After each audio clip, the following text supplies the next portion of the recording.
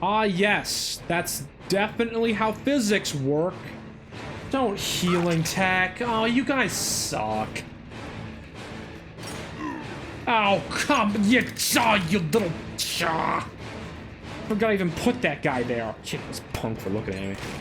Okay, well, okay, wow. Aren't we, okay, we are really playing, we're speedrunning this, aren't we? Okay. How about you? You can hit the trap? Oh, come on!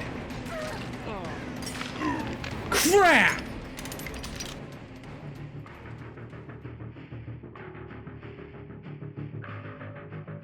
Well.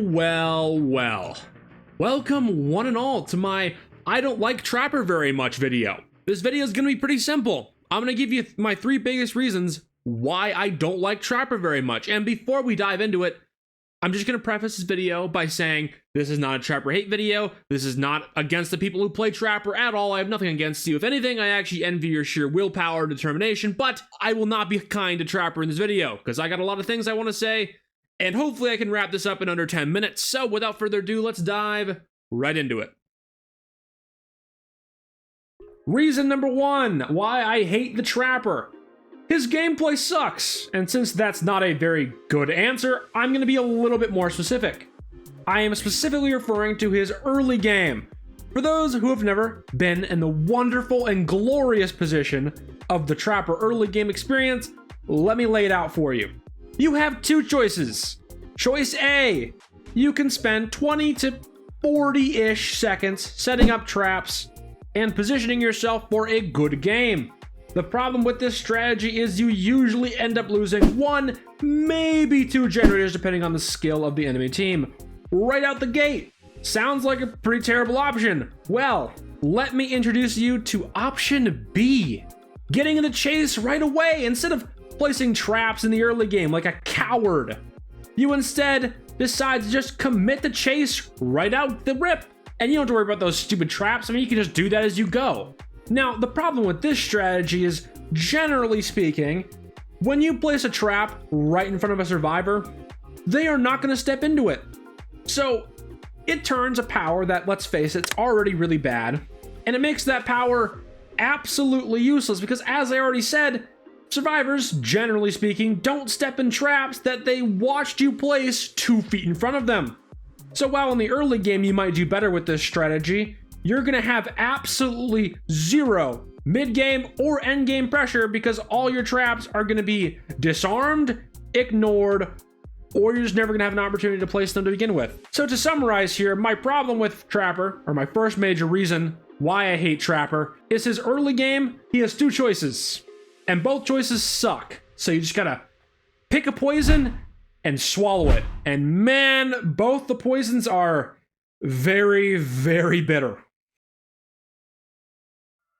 Reason number 2 why I hate the Trapper. He's inconsistent with his traps.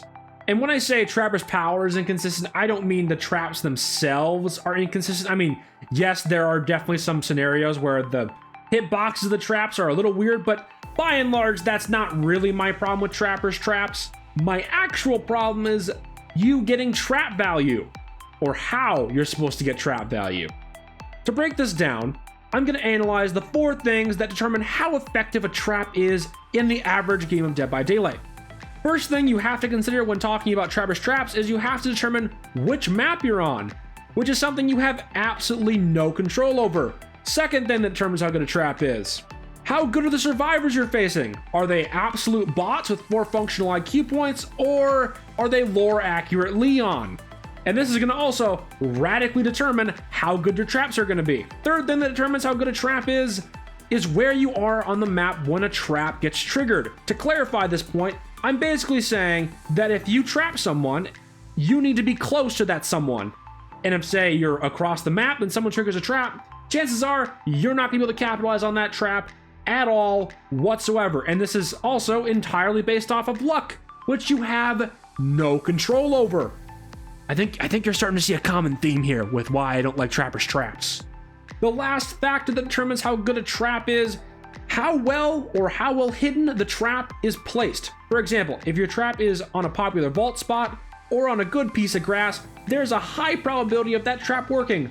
of the 4 factors I have just talked about, or I suppose 3 factors I just talked about, this one is actually something you have some control over. Now, this factor is mitigated by factors 1 and 2, but still, you have some control over it, so it's not completely worthless, I guess. So I guess, 1 out of 4, that's a 25%, which is a failing grade in every country on the planet, but hey, at least it's something.